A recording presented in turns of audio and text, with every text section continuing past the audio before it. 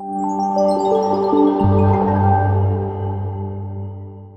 what I would like to do is I would like to begin with a penultimate preamble to my ultimate preamble to my opening illustration that leads into the core of my short message right before the closing remarks, which is this.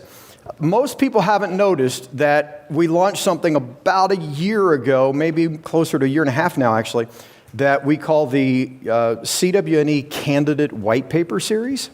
And so I would just like to encourage you to watch for those, and this is a great way for you to encourage people in the community that are coming along and joining with us.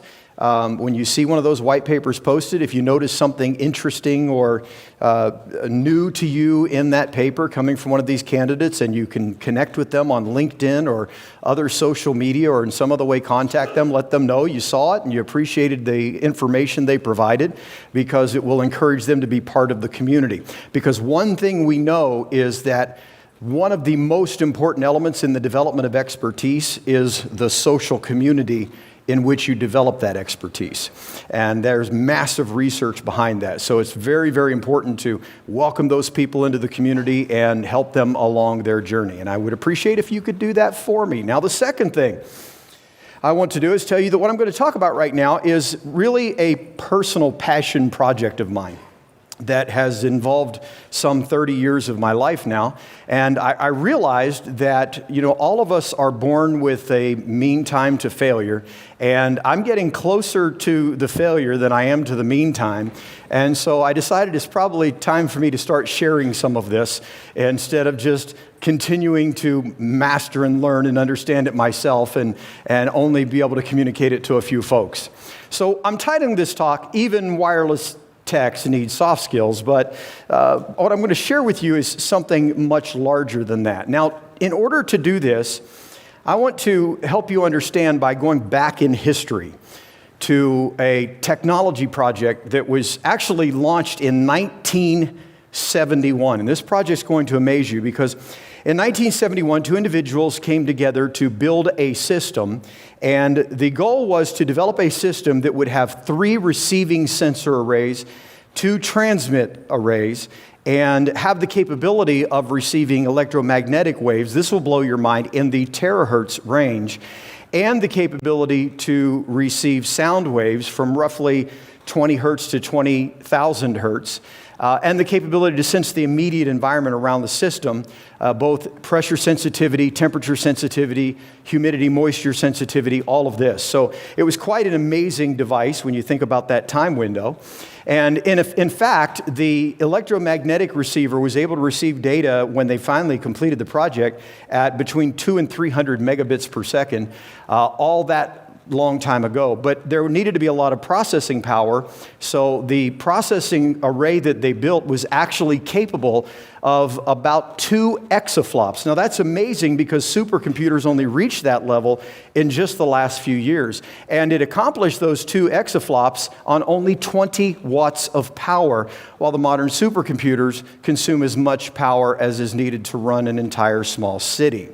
Now, this project, as I said, launched in 1971, and it was completed on June 24th, 1972. And at the time of launch, they referred to the resulting system as Tommy Tom.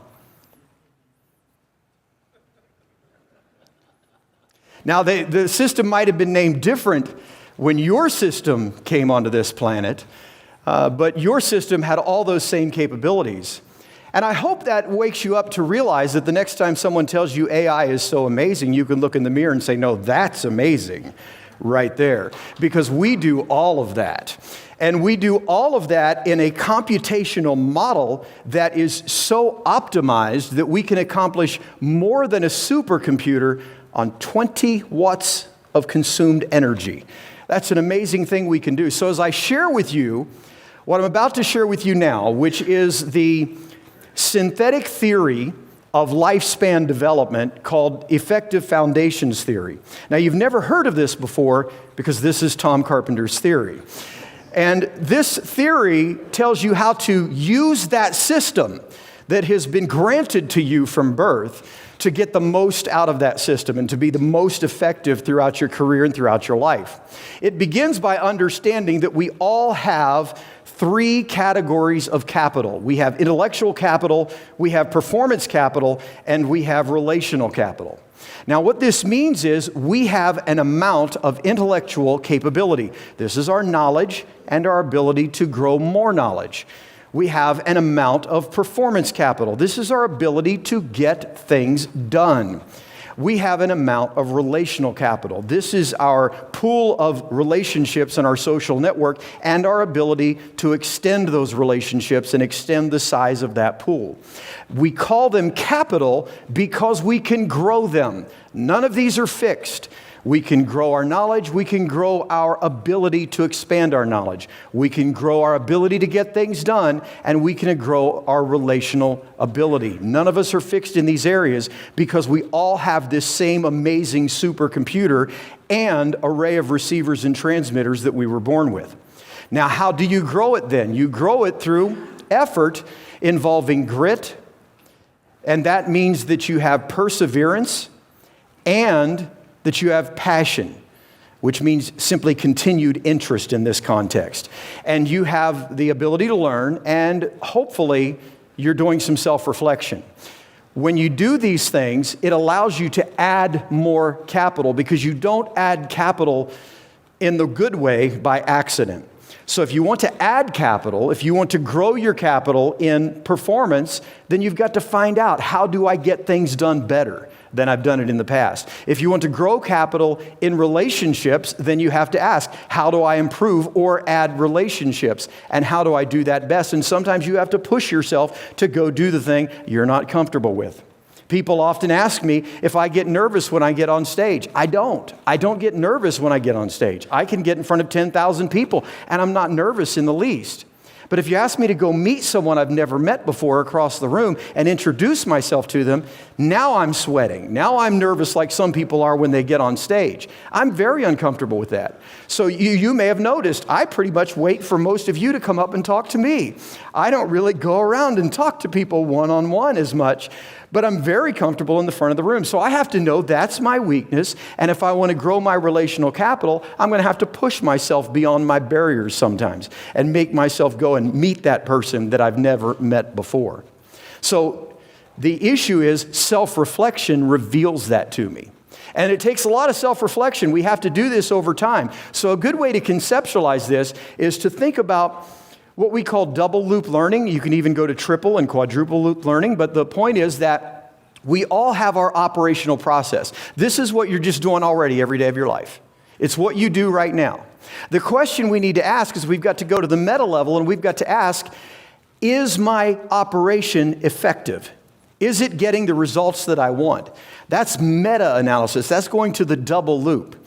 And then you can go to the triple loop if you want and go further into the meta-analysis, and you can say, why am I doing what I'm doing? So the point is that we want to look at the processes we're using every day, whether it's our learning processes, our performance or getting things done processes, our relational processes, and we want to ask if they are effective or not. And when they're not, we're going to incorporate small changes. And you don't go, for example, if you wanted to give a presentation at WLPC, you don't go from your first presentation being acceptable to your second presentation being the best in the history of WLPC in most cases. Instead, you grow gradually as you give more and more presentations. Not only do you get better, but you also develop more self-efficacy in related to doing that. And the more self-efficacy you have, the better you do at that thing in which you have that self-confidence. And so it's absolutely essential that we continue to grow in the areas where we need to build more capital. And the more capital you have, the more you can spend it on the things that are of most value to you. So if you want to have a phenomenal lifespan, meaning at the end we look back and say, I'm happy with what I've accomplished, it's going to come down to whether or not you build up your intellectual capital, your performance capital, and your relational capital as effectively as you could have. Thank you very much.